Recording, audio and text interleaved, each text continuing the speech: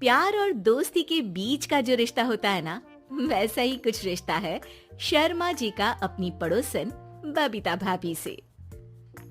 अरे सुनिए ना, कुछ पैसा देकर जाइएगा। मैं और पड़ोस की बबीता भाभी आज शॉपिंग में जाएंगे। बबीता भाभी का नाम सुनते ही शर्मा जी के कान खड़े हो जाते हैं। हाँ हाँ, क्यों नहीं। तुम तो ये क्रेडिट कार्ड ले जाओ, और हाँ, मैं ऑफिस जाते वक्त तुम दोनों को मॉल में भी छोड़ दूंगा। अरे वाह, ये तो मजा ही आ गया। मैं अभी बबीता भाभी को तैयार हो जाने को कहती हूँ। शर्माइन और बबीता में बात हो जाती है। ये महंगा वाला परफ्यूम लगा लेता हूँ, भाभी जी बगल में बैठेगी तो इम्प्रेस हो जाएंगे। दोनों मियाँ बीवी घर से बाहर निकलते ही है कि शर्माइन बगल वाली सीट में बैठती है। अरे तुम पीछे जाओ ना। अरे पीछे का है?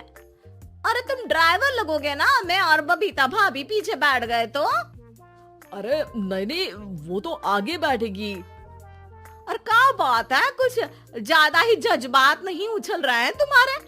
मैं उतर रही हूँ, कैब से चली जाऊंगी। अरे मेरी प्यारी बुलबुल, वो मेरा ऑफिस का बैग देख रही हो ना?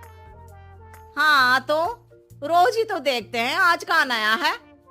अरे उसमें ना ऑफिस का कैश रखा है। अब ये बबीता भाभी का तो कोई भरोसा है नहीं, चोर तो लगती है तभी तो। अरे कहाँ तभी तो? अरे कैसे चोर लगती है वो तुम्हें? कहाँ चुरा लिया उसने तुम्हारा? क्या बताऊं, मतलब कि अब पैसे गायब हो गए तो शर्मा शर्मी में कुछ बोल भी नहीं पाएंगे। तुम बैग पकड़कर पीछे बैठ जाओ, वो आगे बैठ जाएंगी। होता भी ऐसा ही कुछ है। बबीता जी बैठ जाती है शर्मा बाबू के बगल में। अब जो कार स्पीड ऑफिस जाने के लिए 70 होती थी, वो 40 में आकर अटक जाती है। अरे क्या बात है, आज तो आपकी कार चली नहीं रही है? बबीता जी जोर से सांस लेते हुए कहती है, ये कैसी प्यारी सी महक है। अरे लगता है मेरा परफ्यूम है, लेकिन मैंने तो लगाया नहीं। अरे वो लगता है गलती से मैंने। अरे शर्मा जी, लेडीज परफ्यूम। अब जी जी, वो बाजार आ गया। अच्छा, आप लोगों को अगर टाइम लगेगा तो बता देना, मैं आ जाऊंगा लेने। अरे नहीं ना, ठीक है, जाओ अब ऑफिस। हाँ, वैसे ही लेट हो रहे हो कब से। बाय बाय भाभी जी, अच्छे से शॉपिंग करिएगा। जी बिल्कुल। अगले दिन। अरे सुनिए तो, शाम को जल्दी आ जाइएगा, वो बबीता भाभी है ना? अब कौन बबीता भाभी? याद नहीं आ रहा। अरे वही वाली जिसके साथ आपने हमें मार्केट में छोड़ा था, याद नहीं का? अरे कौन वो पतली लंबी काले काले बालों वाली हिरण जैसी आंखों वाली, वही ना? अरे याद नहीं आ रही अच्छे से। वाह जी वाह। अरे और कितना याद रखोगे? उन लोगों के घर हमारा आज रात का खाना है, टाइम से आ जाना। शर्मा और शर्माइन पड़ोस की बबीता भाभी के घर खाना खाने जाते हैं, जहां बबीता का पति कहता है, अरे आइए आइए भाभी जी, आप ही का इंतजार हो रहा था। देखिए, आज सब्जी मैंने खुद आपके लिए अपने हाथों से बनाई है। अच्छा, तो कभी हमारे घर भी आइए, खाने में मैं भी खिलाऊंगा बबीता भाभी को अपने हाथ का कोरमा मसाला। अगर आप दोनों की खुद की तारीफ हो गई हो तो थोड़ा बैठकर बात कर लें। अरे बबीता जी, आपकी शादी अरेंज्ड मैरिज लगती है, तभी आप कहाँ इतनी सुंदर। और भाई साहब? अरे नहीं नहीं, हम लोगों की तो लव मैरिज थी। मैंने तो 16 सोमवार रखी थी इनके लिए। अरे हाँ, मैंने भी इनसे शादी के लिए ना 16 सोमवार रखे थे।